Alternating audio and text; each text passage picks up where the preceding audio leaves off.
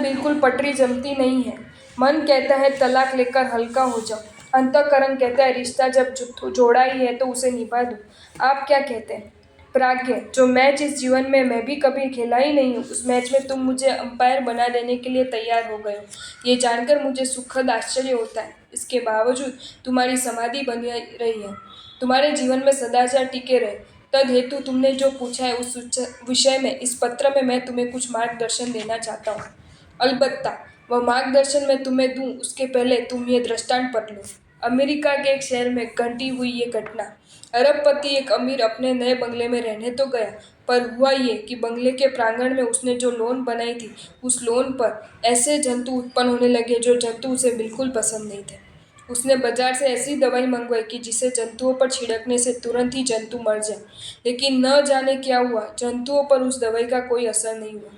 उस अरबपति ने दूसरी दवाई मंगवाई पर व्यर्थ, तीसरी दवाई मंगाई पर वह भी निष्फल गई। कुल 15-15 प्रकार की भांति भांति की दवाइयों के प्रयोग के बाद भी अपेक्षित परिणाम का अनुभव न होने पर थक हारकर उसने म्यूनिसिपल कॉर्पोरेशन पर पत्र लिखा। मेरे बंगले में लगाई गई लॉन मुझे अत्यंत प्रिय है, किंतु उस लॉन पर पैदा होने वाले जंतु मुझे बिल्कुल पसंद नहीं है। उन जंतुओं को खत्म कर देने के लिए मैंने 15 प्रकार की भांति भांति की दवाइयों का उपयोग किया है।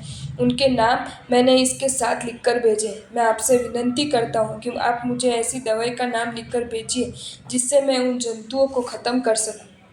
म्यूनिसिपल कॉर्पोरेशन की ओर से उस भाई पर पत्र आया जिसमें लिखा था कि 15-15 दवाइयों के प्रयोग के बाद भी जंतुओं को खत्म कर देने में आपको जब सफलता नहीं मिली, तब हमारे आपसे अनुरोध है कि अब जंतुओं को मारने का प्रयास बंद कर देकर जंतुओं को चाहने का प्रयास शुरू कर दीजिए। प्राज्ञ, तुम लिखते हो कि पत्नी के साथ बिल्कुल पटरी नहीं जमती है। इसके दो अर्थ हो सकते हैं, या तो पत्नी का स्वभाव खराब है कि जिसके कारण उसके स्वभाव के साथ तुम्हें जमता नहीं है, या तो तुम्हारा ही स्वभाव खराब है कि जिसके कारण उसके अच्छे स्वभाव के साथ तुम्हें जमता नहीं है। वास्तविकता क्या है ये तुम जानो, किंतु यदि तुम्हारा ही स्वभाव खराब हो तो मुझे तुमसे कहना है कि जल्द से जल्द तुम्हारा स्वभाव सुधार लो। शक्की दिमाग, अधिकार जमाने की वृत्ति, अपेक्षाओं की भरमार, आग्रह वृत्ति, जल्दबाजी करने का स्वभाव, ये सब यदि तुम्हारे खून में शुमार हो गया तो तुम्हें उस रास्ते से वापस लौटने के लिए अभी से प्रयास शुरू कर देने की आवश्यकता है। स्त्री सहनशीलता की मूर्त है। ये बात सत्य होने के बावजूद एक बात तुम्हें सतत याद रखनी है कि किसी की आंखों से इस कदर आंसू मत गिरवाओ कि उस व्यक्ति को आंसू का बदला खून से लेने की इच्छा हो। लेकिन ठहरो, तुम्हारी पत्नी का स्वभाव ही यदि खराब है और उससे उबकर तुम यदि उसके साथ तुम्हारे संबंध पर हमेशा के लिए पूर्ण विराम लगाकर तलाक ले लेने के लिए तैयार हो गए हो, तो मुझे तुमसे कहना है, जल्दबाजी मत करना। मैं ये मानता हूँ कि जो गठान खोली जा सकती हो, उस गठान को काट डालने से पहले इंसान को लाख बार विचार करना चाहिए, क्योंकि गठान काट डालने के बाद तो सारी रस्सी ही अनुपयोगी हो जाती है। और एक बार गठान वाले धागे को संभालना ही पड़े ऐसा हो तो संभाल लेंगे, किंतु गठान काट डालने के लिए अखीर तो नहीं बोना चाहिए। एक बात याद रखना कि बिगड़ चुके जड़ पदार्थ में सुधरने की जितनी संभावना है, उससे कई गुना अधिक संभावना बिगड़ चुके जीव तत्वों में सुधरने की है। फटे हुए दूध से यदि मावा बन सकता है तो फटे कुछ कागजों को भी जोड़कर अखंड किया जा सकता है। भूकंप में धराशायी हो चुके मकान को यदि वापस खड़ा किया जा सकता है तो मैले हो चुके वस्त्रों को भी साबुन से साफ किया ही जा सकता है। बस उसी प्रकार व्यभिचारी के यदि सदाचारी भी बनाया जा सकता है तो खूनी को भी क्षमावान बनाया जा सकता है।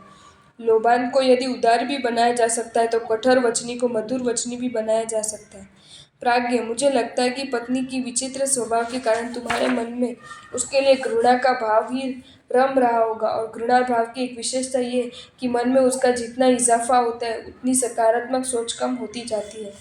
तुम गंभीरता से आत्मनिरीक्षण करके देखना, तुम्हें खुद को पता चल जाएगा कि तुम्हारे मन में पत्नी के लिए कोई सद्भाव या कोई सकारात्मक सोच ही नहीं है।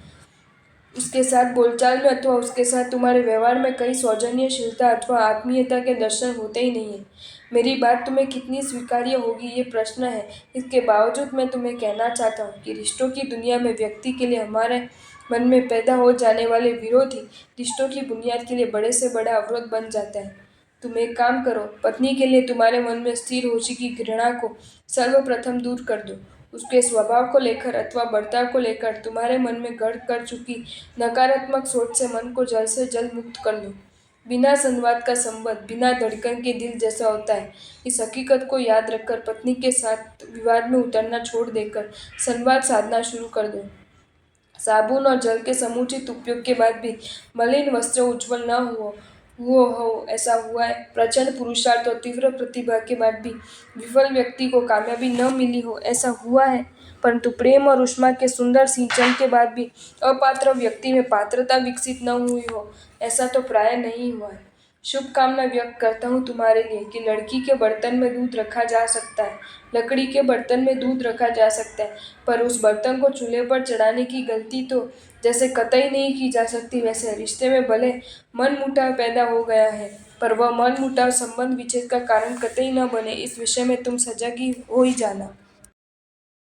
आपको ये वीडियो अच्छा लगा हो तो इसे लाइक करें और शेयर करें, और ऐसे ही नए नए वीडियोज़ देखने के लिए सब्सक्राइब करें हमारी channel Jain facts and stories को।